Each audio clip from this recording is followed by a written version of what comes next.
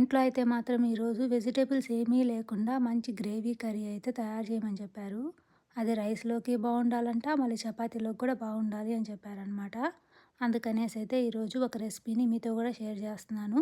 Stove వెలిగించి pan పెట్టుకోండి. దాంట్లో కొంచెం ఆయిల్ యాడ్ చేసుకోండి. ఆవాలు, జీలకర్ర యాడ్ చేసుకోండి. అవి బాగా ఫ్రై అయిన తర్వాత గార్లిక్ పీసెస్‌ని కచ్చాపచ్చాగా దంచేసి అయితే యాడ్ చేసుకోండి. అవి కూడా ఫ్రై అయిన తర్వాత కొన్ని ఆనియన్స్ యాడ్ చేసుకొని బ్రౌన్ కలర్ వచ్చేంత వరకు బాగా ఫ్రై చేసేసుకోండి. ఎన్ని ఆనియన్స్ తీసుకుంటారో సేమ్ క్వాంటిటీలో అయితే టమాటోస్ కూడా యాడ్ చేసుకోండి. వీటిని కూడా ఒకసారి బాగా మిక్స్ చేసుకొని ఉప్పు, పసుపు, కారము, ధనియాల పొడి, కొంచెం గరం మసాలా యాడ్ చేసుకోండి. ఒక 15 మినిట్స్ అయితే గ్రేవీని బాగా కుక్ చేసుకోండి. ఫైనల్గా అయితే రోస్టెడ్ పీనట్స్ ఉంటుంది కదా, వాటితో అయితే పౌడర్ చేసి యాడ్ చేసుకోండి.